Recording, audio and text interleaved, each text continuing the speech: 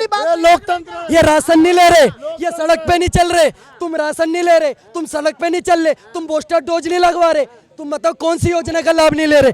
प्रधानमंत्री किसान निधि का लाभ नहीं ले रहे, सारे लाभ ले रहे हैं, जाके वोट डालते हैं, भारत तेरे टुकड़े होने वालों के साथ पकड़ते। कम से कम भगवा पहन रखा, उसका तो मर्यादा रखो। सच बोलो तो बुरा लगेगा। जिसको इन्होंने ठगा नहीं, ये चीज तो यही बात मैं बोला, ऐसा कोई ठगा नहीं, ऐसा वो सही नहीं बोल पा रहे। इनके पैरों के नीचे जमीन नहीं, इनके पैरों के नीचे जमीन नहीं, और इन्हें अब भी यकीन नहीं। भाई साहब, न मंजिल न रहबर न हक में हवाएं, न मंजिल न रहबर न हक में हवाएं, है कश्ती भी जर्जर। ये कैसा सफर है?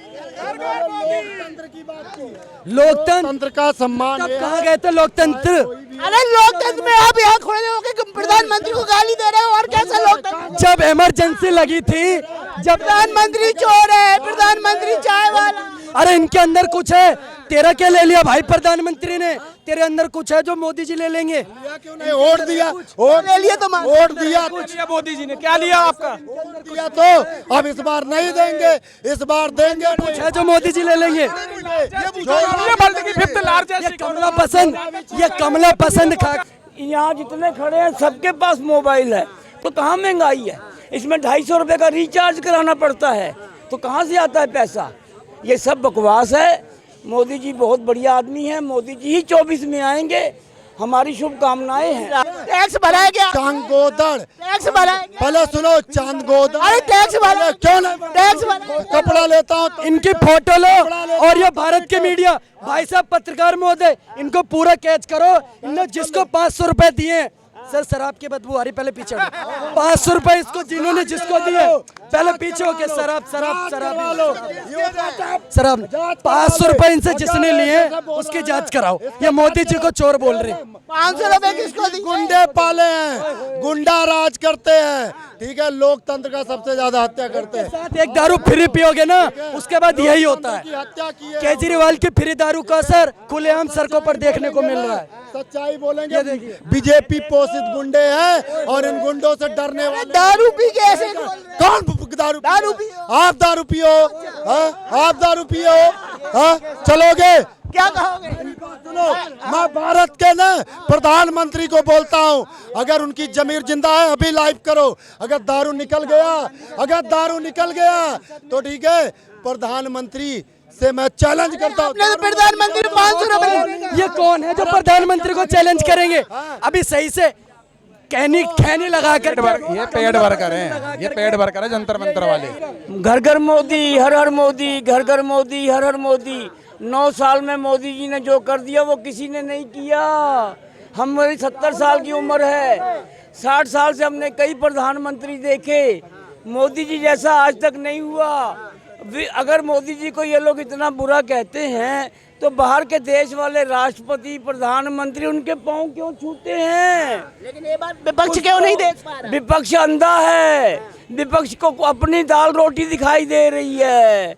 मोदी जी ने जो कर दिया कोई नहीं कर सकता। आपने अपने 70 साल के कैरियर में कोई ऐसा नेता देखा है मोदी जी जैसा? मोदी जी जैसा ना हुआ है ना होगा, ना हुआ है ना होगा। लोगों ने नफरत की दुकान बता रहे हैं, महंगाई की दुकान बता रहे हैं, बेरोजगारी की दुकान बता रहे तो लोगों की तनख्वाह भी तो बढ़ गई राजा, तनख्वाह नहीं बढ़ी। आज 20-20 हजार का सबके पास फोन है, मेरे पास भी तो 20,000 वाला 24,000 का फोन, 24,000 का फोन है। आप तो सीनियर सिटीजन। तो भी हम 24 किस्तों में लिया है, किस्तों में लिया है, पेंशन मिलती है, किस्तों में लिया है। यहाँ जितने खड़े हैं सबके पास मोबाइल है, तो कहाँ महंगाई है? इसमें 250 रुपए का रिचार्ज कराना पड़ता है, तो कहाँ से आता है पैसा? ये सब बकवास है।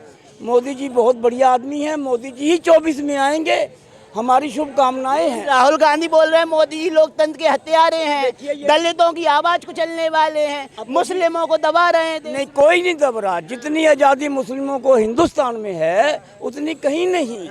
हम आप न्यूज़ देखिए, आप अखबार देखिए, पाकिस्तान में क्या हो रहा है, बाकी की जितने मुस्लिम कंट्री हैं 60, 65, 40, 50, वहाँ पे इतनी सुरक्षा मुसलमानों को नहीं है।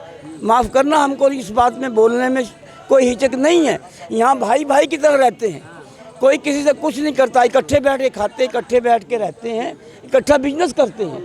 फिर कहाँ हिंदू मुस्लिम करे जा रहे हैं। तो आपको लगता है महागठबंधन इस बार मोदी जी को टक्कर नहीं दे पाएगा? गठबंधन की सीटें और कम हो जाएंगी। इतने धुरंधर नेता है नीतीश कुमार है। मोदी घर घर मोदी, मोदी मोदी घर घर मोदी, मोदी मोदी घर घर मोदी, मोदी मोदी घर घर मोदी। हम तो जी जान से मोदी जी के ऐसा क्या कर दिया अंकल जी जो आप डांस कर रहे हो? डांस हम इसलिए कर रहे हैं कि मोदी जी ने बहुत अच्छे काम किए। मैं क्या क्या गिनाऊं यार, तो गिना दो, कुछ तो गिना दो। कश्मीर देख लो, 370 देख लो, राम मंदिर देख लो, कहीं पे भी निगाह डाल दो। कैसे हमें आगे देखना है, ठीक है। अरे मैं बता रहा हूँ, पत्रकार महोदय, अरे भाई सुनो, अरे भाई थोड़ा सभ्य तरीके से।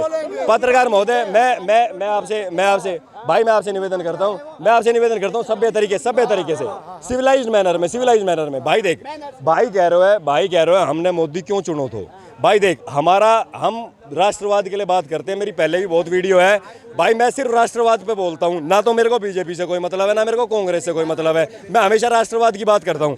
पत्रकार महोदय, आप मेरे को एक बात बताओ, आपने चुनाव लड़ा, आप बोले कि भाई मैं ये चार चीज़ों के ऊपर चुनाव लड़ रहा हूँ, आर्टिकल 370, राम मंदिर, यूसीसी और ये जो पॉपुलेशन कंट्रोल का आ रहा है।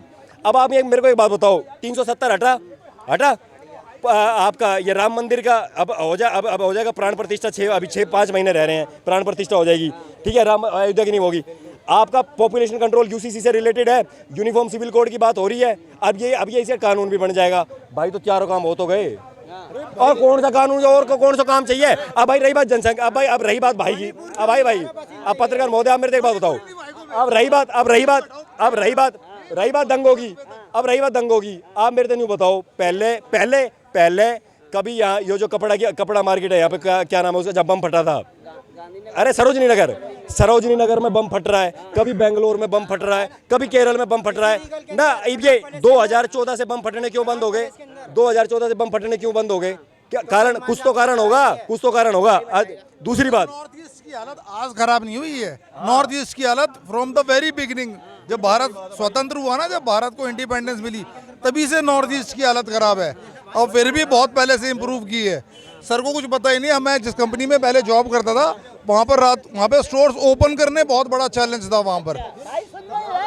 इनको पता ही नहीं है कुछ, ये सिर्फ हवा में बात कर रहे हैं। इन्होंने कल कहीं कुछ अखबार में न्यूज़ देख करके आ गए, नॉर्थ ईस्ट की हालत हमेशा से खराब है। अभी मणिपुर गए भी हो, इकोनॉमिक्स भी पहले से बहुत इम्प्रूव। मणिपुर में दुकानदारी कर चुके, बिजनेस चला चुके, वो बता रहे हैं स्थिति। आप मणिपुर गए हो कभी? सेलम आया नाम है, आंसर दो। मणिपुर गए हो कभी? राज्य का नाम मणिपुर गए हो कभी? हाईब्रिड मणिपुर गए हो? कश्मीर से कन्याकुमारी तक हाईब्रिड ड्राइवर हूँ, ट्रक का ड्राइवर हूँ। मणिपुर गए हो क्या? क्यों नहीं गए हैं? कश्मीर से कन्याकुमारी तक, चेन्नई से कलकत्ता तक, कोई भी जिला पूछ लो, कोई भी जिला। मणिपुर का कौन सा जिला है? बता तो रहा हूँ, हर जिले में गए हैं। राजधानी क्या नाम है मणिपुर की? हाँ जी, मणिपुर की राजधानी का ईटानगर है, इम्फाल।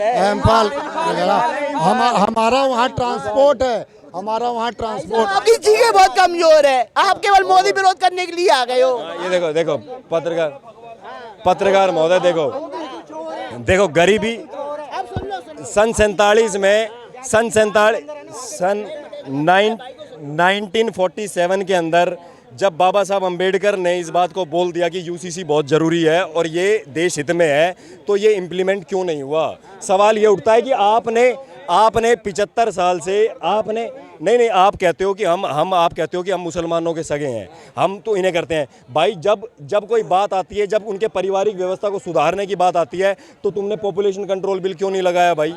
पॉपुलेशन कंट्रोल क्यों नहीं लगाया? तुमने सिर्फ बैनर लगा दिए हर जगह। अगर तुम्हें राष्ट्रवाद में कोई इच्छा होती और तुम्हारी अगर देश हित में और लोगों के समाज के हित में होती, तो तुम कानून बनाते।